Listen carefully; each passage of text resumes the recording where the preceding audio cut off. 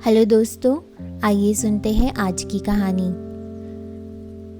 बेटा अपने पिता के पास गया और बड़ा परेशान होकर बोला, मैं अब मेरी पत्नी के साथ एक पल भी नहीं बिता सकता। वो मुझे आंखों में चुभती है। कभी कभी मुझे लगता है कि मैं उसकी जान ही ले लूं, लेकिन मैं जानता हूँ ऐसा करके मैं और ज़्यादा मुसीबत मोल ले लूँगा। पिताजी, मैं आपके पास आया हूँ, अब आप ही मुझे कोई रास्ता बताइए। पिता ने एक गहरी सांस भरी और बोले, देखो बेटा, मैं तुम्हें तुम्हारी पत्नी से छुटकारा दिला सकता हूँ। मेरे पास एक धीमा जहर है जो व्यक्ति को धीरे धीरे खत्म करता है।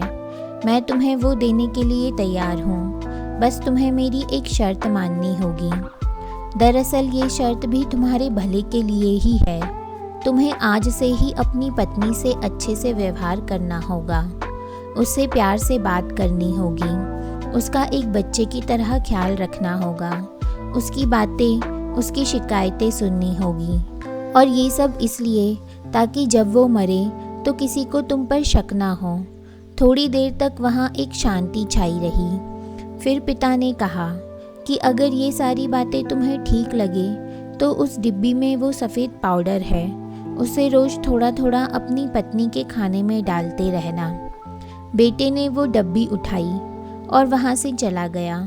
30 दिनों बाद बेटा फिर से जब पिता के पास वापस लौटा तो उसकी आंखों में आंसू थे, उसके चेहरे पर गलानी की भावना थी।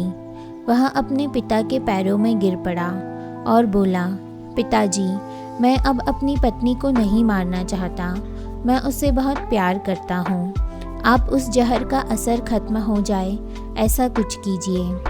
पिता ने अपने बेटे को उठाया और बोला, डरो मत, उस डब्बी में सिर्फ चावल का आटा था।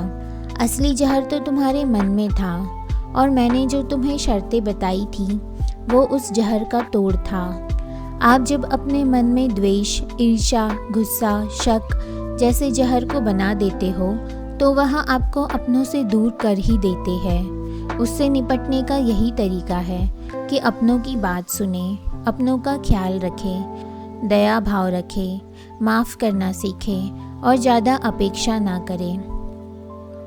तो दोस्तों, अगर आपकी किसी से नहीं बनती है तो आप उससे दूर हो जाएं, पर उसे मारने का कभी भी ना सोचें, क्योंकि यह एक पाप है।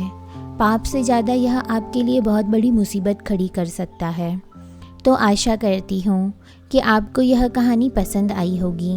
अगर यह कहानी आपको पसंद आई हो तो हमारे चैनल को प्लीज़ सब्सक्राइब कीजिए और वीडियो को लाइक कीजिए एंड शेयर कीजिए।